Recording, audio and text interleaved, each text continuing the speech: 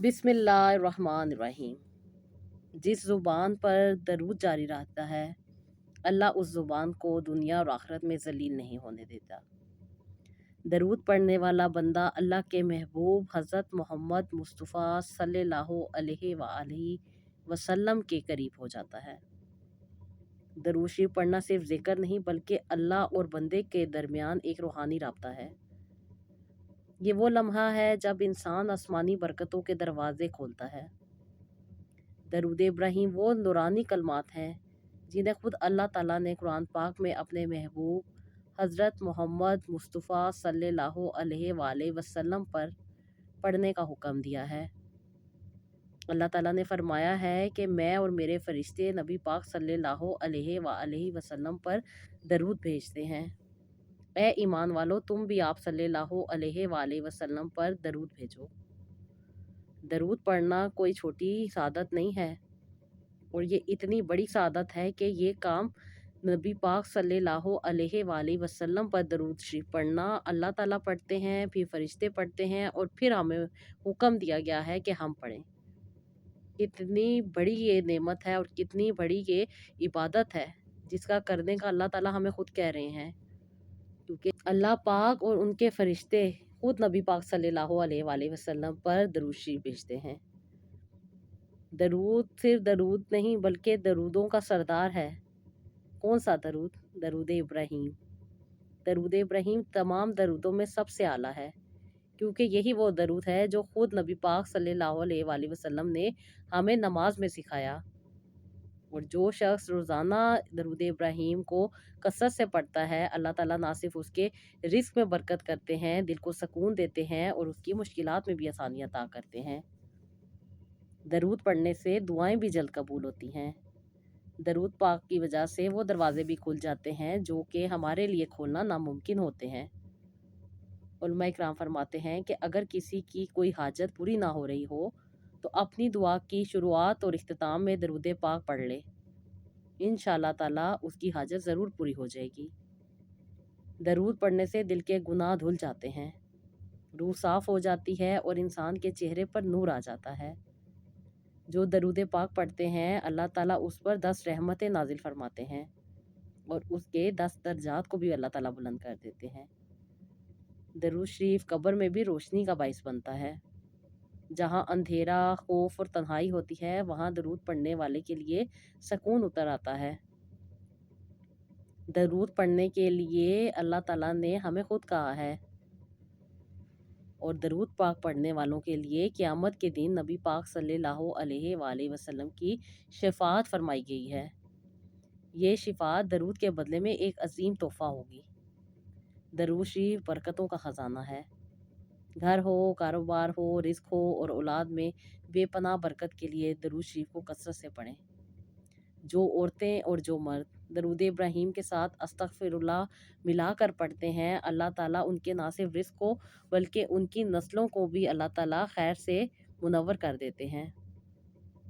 दरूद पढ़ने से इंसान के अंदर की घुटन हो, डिप्रेशन हो या मायूसी हो, वो भी ख़त्म हो जाता है।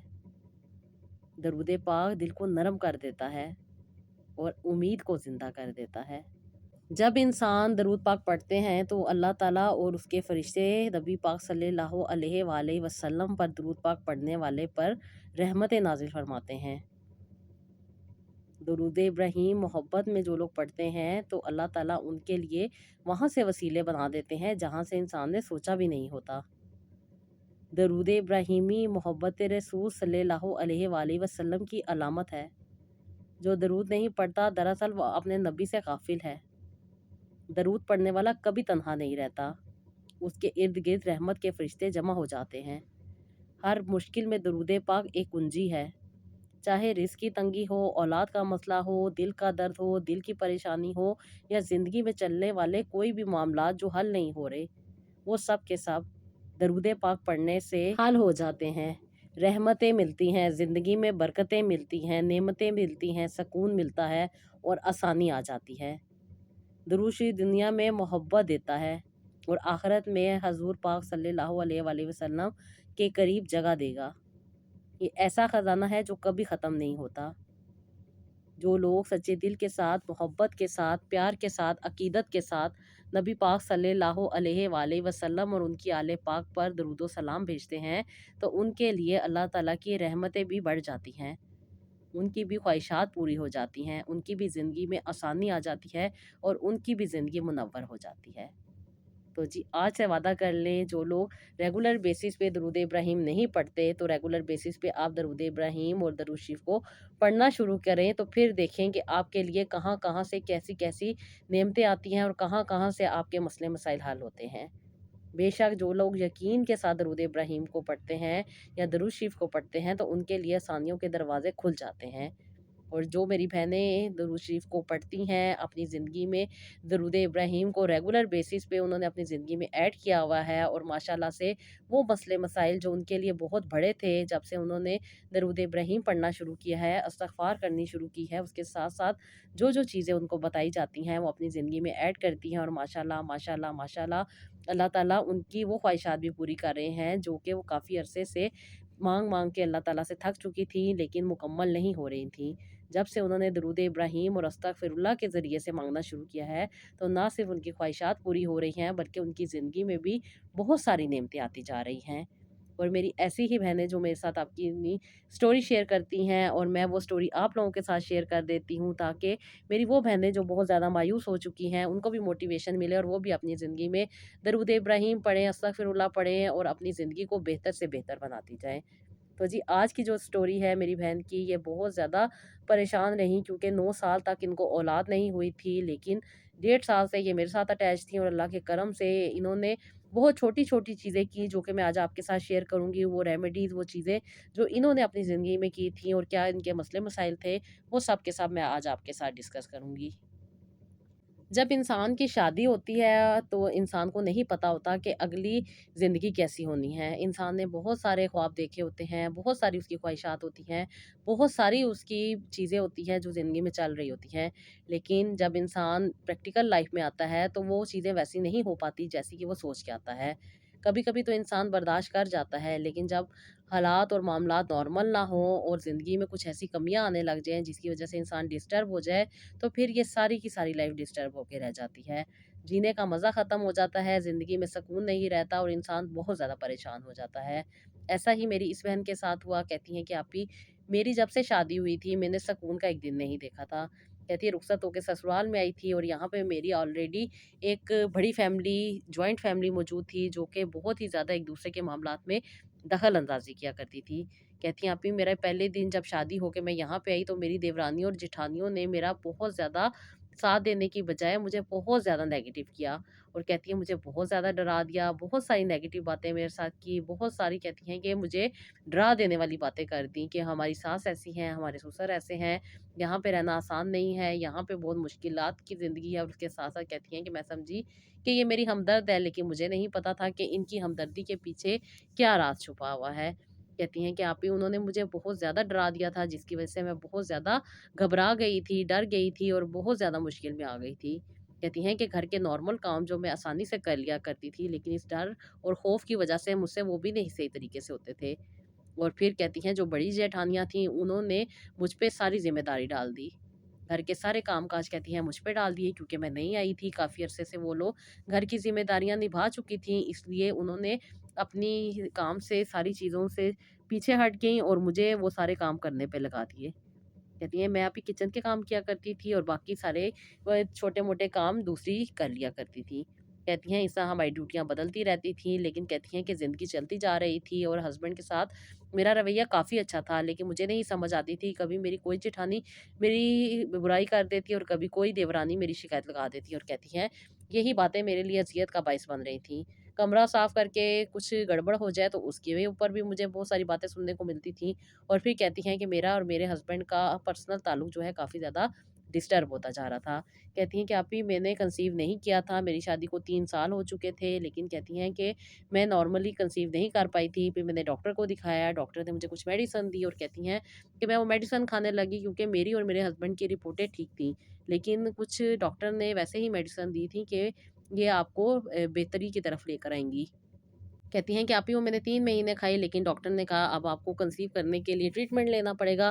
कहती हैं मैंने ट्रीटमेंट लेना स्टार्ट कर दिया और कहती हैं कि मैंने 6 से 7 महीने ट्रीटमेंट लिया, लेकिन आप ही ये ट्रीटमेंट मुझे सूट नहीं किया। मुझे बहुत ज़्यादा इरिटेशन होने लग गई थी, बहुत ज़्यादा मूड स्विंग्स होते थे। उसके साथ-साथ कहती हैं मेरी बॉडी पर बहुत ज़्यादा रैशेज़ हो जाती थी। बहुत ज़्यादा प्रॉब्लम हो जाने की वजह से कहती हैं कि मैंने मेडिसिन छोड़ दी और उसके बाद से कहती हैं कि मैंने होम्योपैथी का इलाज स्टार्ट कर दिया। कहती हैं ये मैंने 9 महीने करवाया था, लेकिन इससे भी मुझे कोई फ़ायदा नहीं हुआ। फिर कहती हैं कि मैंने अभी बहुत सारी चीज़ें देखती थी, बहुत सारी चीज़ें करती थी, लेकिन फ़ायदा नहीं हो रहा था। और ऊपर से कहती हैं कि स्ट्रेस इतना ज़्यादा होता था कि मेरा कुछ भी काम करने को दिल नहीं चाहता था।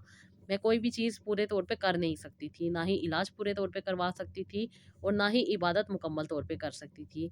कहती मेरे दिल में, मेरे ज़हन में सारा दिन की बातें चलती रहती थी, छोटी-छोटी बात पे मैं रो पड़ती थी, दिल दुःख जाता था और कहती हैं कि बहुत ज़्यादा बेचैनी चल रही थी। और ऐसा लगता था कि जैसे मैं कभी माँ नहीं बन सकूँगी, क्योंकि मेरी देवरानियाँ और जेठानियाँ मुझे अपनी स्टोरी सुनाती थी। अल्लाह ताला ने इनको पहले-पहले सालों में किसी को 2 साल के बाद, किसी को 1 साल के बाद अल्लाह ताला ने औलाद अता कर दी थी और कहती हैं कि इनके मशवरे, इनकी बातें और इनकी सारी चीज़ें कहती हैं कि मैं सुनती थी, कुछ पे अमल कर लेती थी, कुछ पे नहीं करती थी। कुछ मुझे कुछ बताता था और कुछ मुझे कुछ बताता था। कहती हैं कि ये सारी चीज़ें आप ही जब मैं यूज़ करती थी, तो मुझे इनके इफ़ेक्ट की बजाय नेगेटिव इफ़ेक्ट होने लग जाते थे। मेरी बॉडी बहुत ज़्यादा हीटेड थी, बहुत ज़्यादा प्रॉब्लम हो जाती थी, जिसकी वजह से मैं कुछ नहीं कर सकती थी। मैं बहुत ज़्यादा परेशान रहती थी, तकलीफ़ों में रहती थी, क्योंकि कुछ भी अगर मैं यूज़ करती थी तो वो चीज़ मुझ पे बहुत ज़्यादा नेगेटिव असरअंदाज़ कर रही थी। कहती हैं मुझे नहीं समझ आ रहा था कि मेरे साथ क्या होता जा रहा है। और फिर कहती हैं कि आप ही वक़्त गुज़रता गया, कई साल गुज़र गए, मेरे हस्बैंड का रवैया भी मेरे साथ बहुत ज़्यादा बदल गया। इनफैक्ट कहती हैं कि इन्होंने कुछ अर्सा पहले दूसरी शादी के बारे में भी डिसाइड कर लिया था, क्योंकि मेरी जेठानी की बहन डिवोर्स थी, उनकी 1 साल के बाद ही हस्बैंड की कुछ प्रॉब्लम चल पड़ी थी, जिसकी वजह से उन्हें डिवोर्स हो गई थी। और मेरी जेठानी चाहती थी कि अपनी बहन को भी यहीं पे ले आएँ, ताकि इनकी भी ज़िंदगी बेहतर तरीके से आगे बढ़ सके, क्योंकि मेरी जेठानी के ऑलरेडी 7 बच्चे थे। उनके सारे बहन-भाइयों के बच्चे थे और वो चाहती थीं कि उनकी बहन की शादी इनके साथ हो जाए, क्योंकि ये अच्छा कमाते थे, अच्छा हमारा लाइफ़स्टाइल चल रहा था, बस औलाद की कमी थी। और इसी वजह से वो अक्सर और बेशतर मुझे भी मोटिवेट करती रहती थी, क्योंकि भी मेरी शादी को अभी 9 साल हो चुके थे और अभी तक मुझे औलाद नहीं थी। अक्सर और बेशतर मेरी जब इनसे लड़ाई होती थी, तो ये अपनी सास को इस बात पे कन्विंस करती थीं कि वो इनकी दूसरी शादी कर दें उनकी बहन के साथ।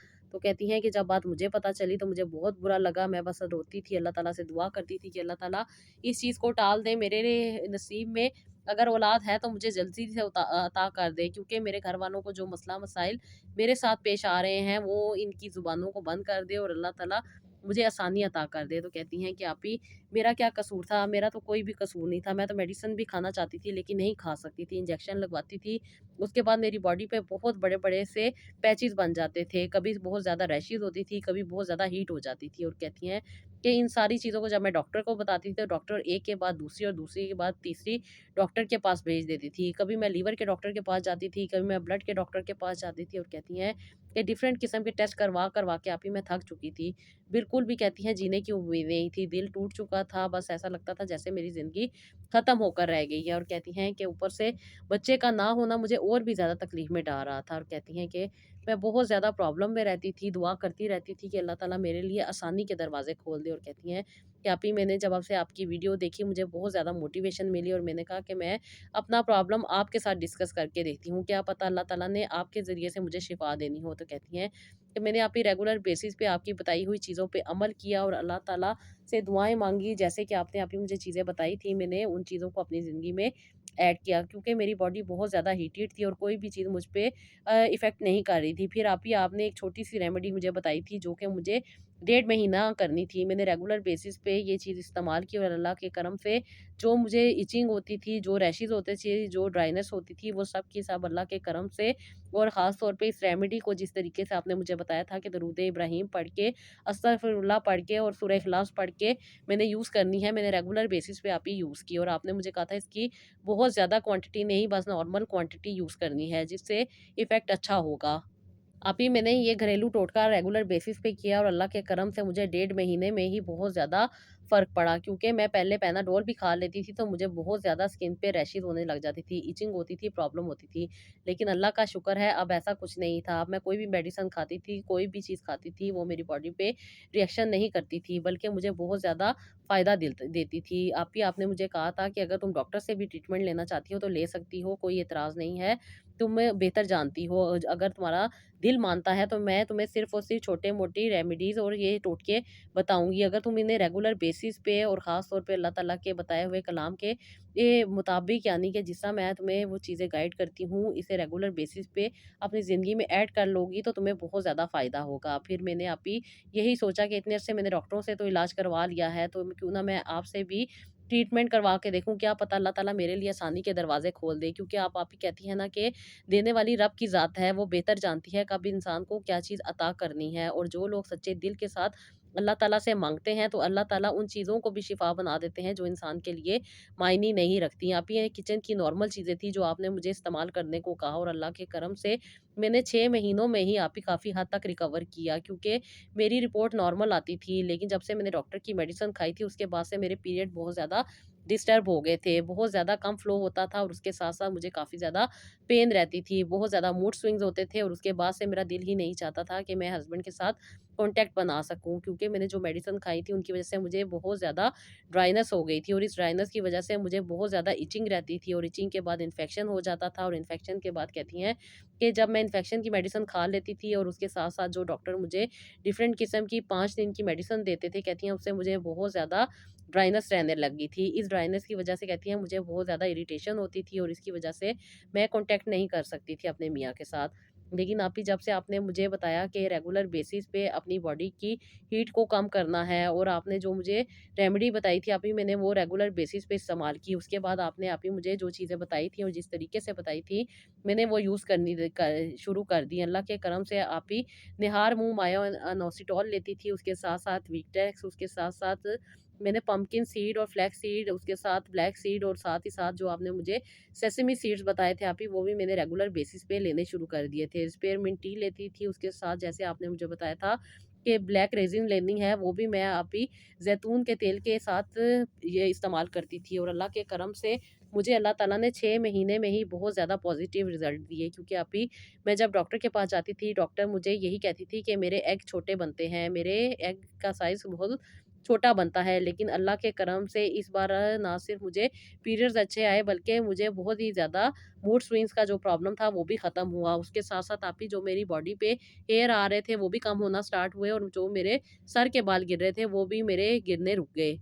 उसके बाद मेरे चेहरे पे बहुत ज़्यादा रेड पैचेज़ आ जाया करते थे, लेकिन अल्लाह के करम से ये चीज़ें खाने के बावजूद भी मेरे चेहरे पे कोई दाग नहीं आया, कोई निशान नहीं आया, और ना ही किसी किस्म के कोई एक्ने या कोई दाने हुए। कहती हैं कि मैं बहुत ज़्यादा पुरुउम्मीद थी कि इंशाअल्लाह ताला मैं ज़रूर कंसीव कर जाऊँगी, और अल्लाह के करम से 6 महीनों के बाद जो मैंने रिपोर्ट करवाई थी, अल्लाह ताला ने मुझे बहुत ज़्यादा आसानी वाली रिपोर्ट दी, और अल्लाह के करम से मेरे एग भी अच्छे मैच्योर हो रहे थे, और मुझे पीरियड्स भी रेगुलर बेसिस पे आ रहे थे, और साथ ही साथ मेरा वेट भी मेंटेन था, और जो छोटे-छोटे प्रॉब्लम थे जैसे कि चेहरे पे दाने आ जाना, बालों का गिरना, और साथ ही साथ मेरे चेहरे पे जो बाल आ रहे थे, वो भी आहिस्ता-आहिस्ता करके झड़ गए। ये मुझे रेगुलर बेसिस पे 9 महीने लगे, लेकिन अल्लाह ने मुझे आसानी अता की, और जैसे कि आपने मुझे कहा था कि तुम जब तक अल्लाह ताला से अपना कनेक्शन स्ट्रॉन्ग नहीं करोगी, साहिब औलाद नहीं होगी, और कहती हैं कि बेशक मैं कोशिश करती थी, लेकिन इंसान हूँ ना, कभी दिल में वहम आ जाते थे, कभी चीज़ें छूट जाती थी, और कभी चीज़ें रेगुलर बेसिस पे नहीं कर पाती थी। लेकिन फिर मैंने पक्का अहद कर लिया कि अब मैंने रेगुलर बेसिस पे हर चीज़ करके देखनी है। अल्लाह ताला से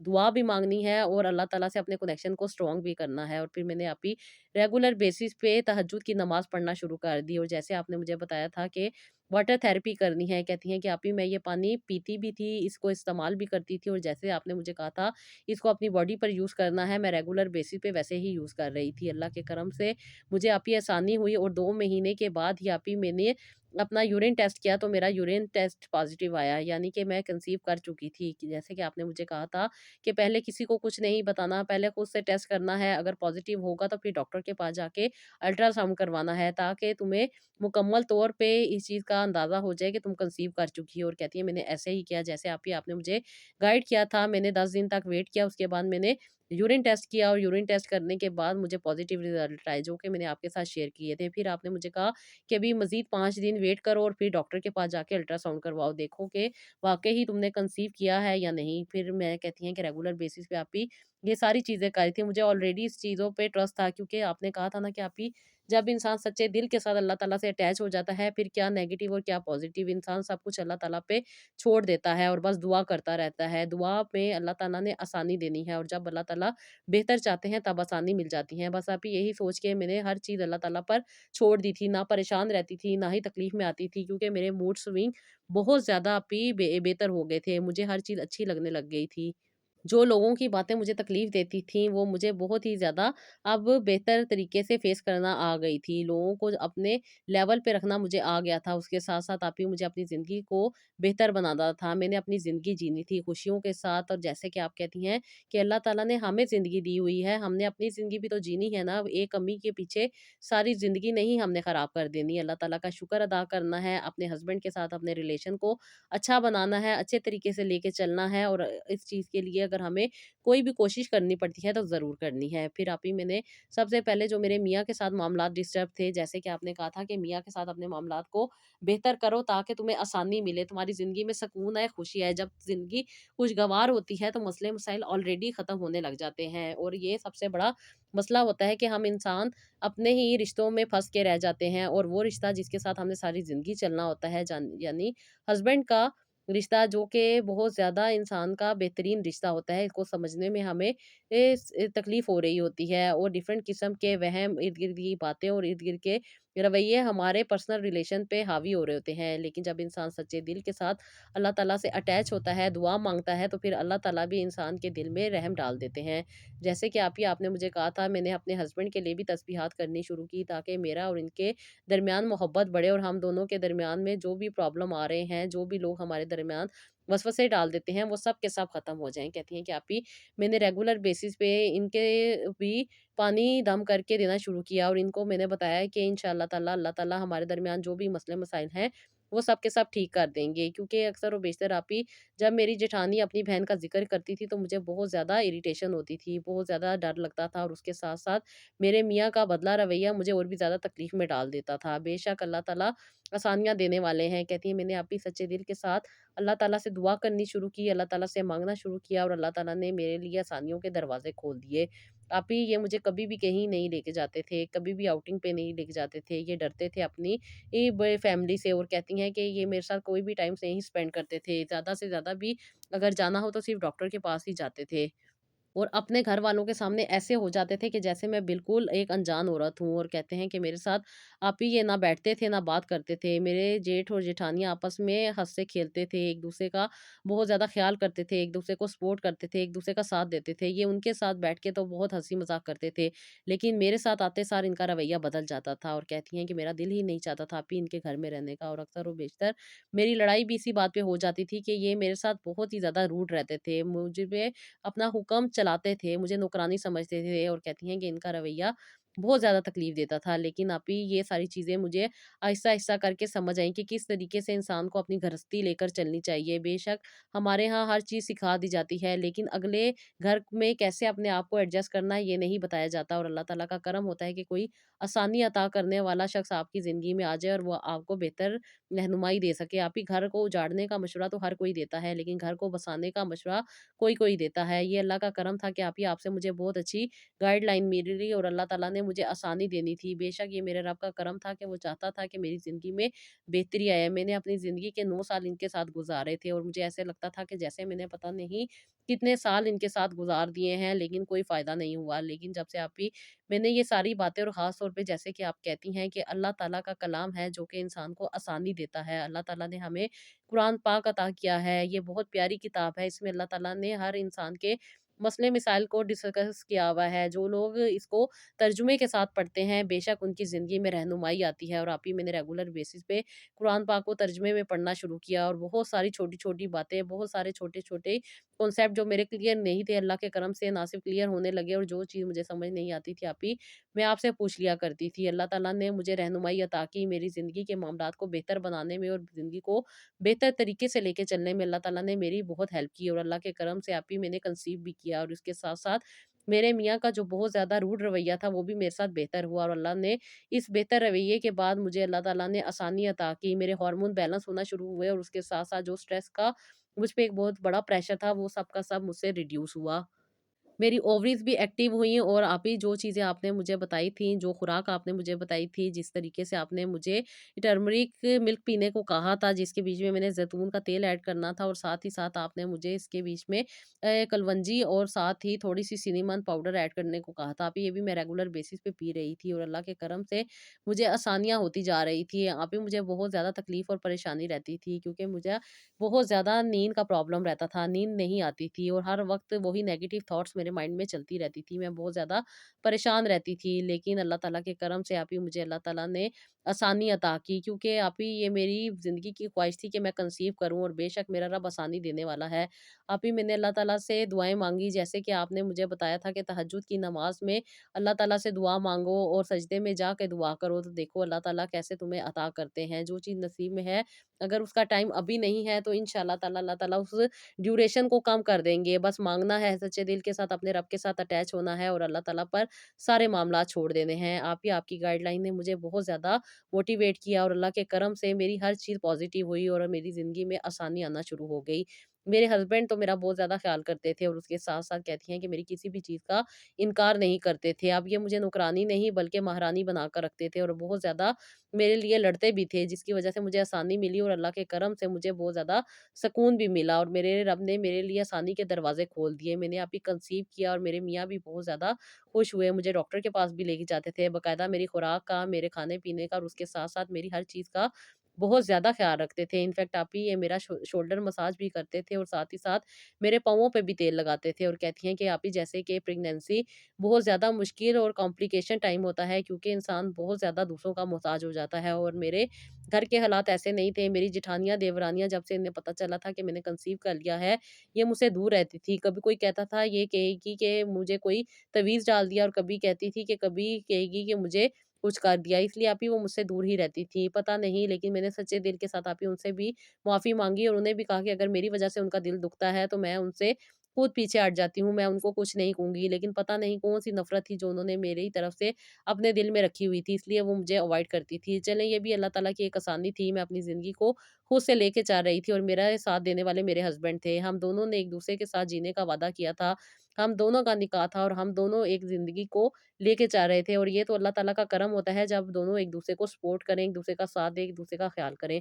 कहती हैं आप ही मेरे घर का माहौल भी काफ़ी हद तक बेहतर हुआ और अल्लाह ने मुझे एक प्यारा-सा बेटा अता किया। 9 साल के बाद अल्लाह ताला ने मेरी गोद को भरा। ये मेरे पर मेरे रब का बहुत बड़ा करम था। बेशक इंसानों को जब चीज़ें आसानी से मिल जाती हैं तो शायद कदर नहीं होती। लेकिन मैंने बहुत मेहनत और बहुत दुआओं के बाद इस बच्चे को पाया। ये अल्लाह का करम था। अल्लाह ताला ने मुझे साहिब औलाद किया और एक प्यारे से बेटे से नवाज़ा। मेरे रब ने मुझ पे करम किया। जब भी मैं अपने बेटे को देखती हूँ तो अल्लाह ताला का तोहफ़ा दिया हुआ मुझे याद आता है कि ये मेरे रब का मुझ पे करम है। बेशक अल्लाह ताला ने मेरी दुआ को सुना और मेरी ज़िंदगी में आसानी अता की। मेरी ख़्वाहिशात को पूरा किया और अल्लाह ताला ने मेरी ज़िंदगी के मामलात को बेहतर बनाया। बस मेरी दिल से दुआ यही है कि आप ही अल्लाह ताला आपको बहुत ज़्यादा आसानियाँ दे। अल्लाह ताला आपको बहुत खुश रखे और अल्लाह ताला आपकी मुश्किल परेशानी में भी आसानी अता करे। अल्लाह ताला आपको बहुत ज़्यादा नवाज़े। आप हमें खुशी देती हैं। आपके साथ बात करके चंद लम्हे खुशी के गुज़रते हैं जो कि पूरा हफ़्ता मोटिवेट करते हैं और बहुत ज़्यादा पॉज़िटिव रहती हूँ, जिसकी वज़ह से अल्लाह ताला ने मुझे आसानी भी अता की और ज़िंदगी के मामलात को समझने में भी हेल्प हुई। अल्लाह ताला आपको खुश रखे, अल्लाह ताला आपको बहुत ज़्यादा नवाज़े। आप हमें खुश करती हैं, अल्लाह ताला आपको खुश करे। आमीन सुम्मा आमीन। थैंक यू सो मच मेरी प्यारी-प्यारी बहनों। अल्लाह ताला आपको बहुत ज़्यादा नवाज़े, मेरी दिल से दुआ है। मैं आप लोगों के लिए बहुत ज़्यादा दुआ करती हूँ कि अल्लाह ताला आप लोगों को आसानियाँ अता करें, आपकी मुश्किलात में अल्लाह ताला रहमत के दरवाज़े खोल दे, जो आप लोगों की ज़िंदगी में सुकून का बाइस बन जाएँ। आप लोग बहुत सारी मुझे प्यारी-प्यारी दुआएँ देती हैं, अल्लाह ताला आपको खुश रखे, अल्लाह ताला आपको अपने बच्चों की खुशियाँ देखना नसीब करे और अल्लाह ताला आपकी ज़िंदगी को भी खुशियों से भर दे। आमीन सुम्मा आमीन। तो जी, बहुत सारी मेरी बहनें हैं, परेशान रहती हैं और अल्लाह से जब वो अटैच होती हैं, तो फिर सारे मसले मसाइल हल हो जाते हैं। बहुत सारी स्टोरीज़ आ चुकी हैं, अल्लाह के करम से मेरी बहनों ने माशाल्लाह माशाल्लाह बहुत प्यारे-प्यारे बच्चों को दुनिया में लाया है। अल्लाह के करम से ये अल्लाह ताला का उन पे करम है, अल्लाह ताला की रहमत है, अल्लाह ताला की बरकत है। बेशक मेरा रब नवाज़ता है, जो लोग सच्चे दिल के साथ दरूद इब्राहीम को ख़ास तौर पे दो ज़िंदगी में ऐड करते हैं। मैं हमेशा आप लोगों से कहती हूँ ना कि चाहे थोड़ा पढ़ें लेकिन प्यार से पढ़ें। आप देखें प्यार से पढ़ा गया दरूद पाक बहुत असर करता है और जो लोग दरूद पाक पढ़ते हैं तो उनके लिए एक निशानी ये है कि जब उन्हें लगेगा कि वो दिल को साफ कर चुके हैं, उनका दिल साफ हो गया है, उनका दिमाग पॉजिटिव हो गया है, तो फिर उनका दरूद पाक भी समझ जाएँ कि कबूल हो रहा है। और जब दरूद पाक कबूल हो जाता है तो फिर ज़िंदगी में बहुत सारी आसानियाँ आ जाती हैं। जितने बड़े मसले मसाइल हों सब के सब हल हो जाते हैं। बस अल्लाह ताला से अटैच रहें, अल्लाह ताला से दुआएँ माँगती रहें और दूसरों के लिए भी दुआएँ करती रहा करें। जो लोग दूसरों के लिए दुआएँ करते हैं, उनकी अपने हक़ में पहले दुआएँ कबूल हो जाती हैं। ये था जी मेरा आज का व्लॉग। आई होप आपको पसंद आया होगा। अपना बहुत सारा ख़्याल रखिएगा और नेक्स्ट व्लॉग के लिए मुझे इजाज़त दीजिएगा। अल्लाह हाफ़िज़।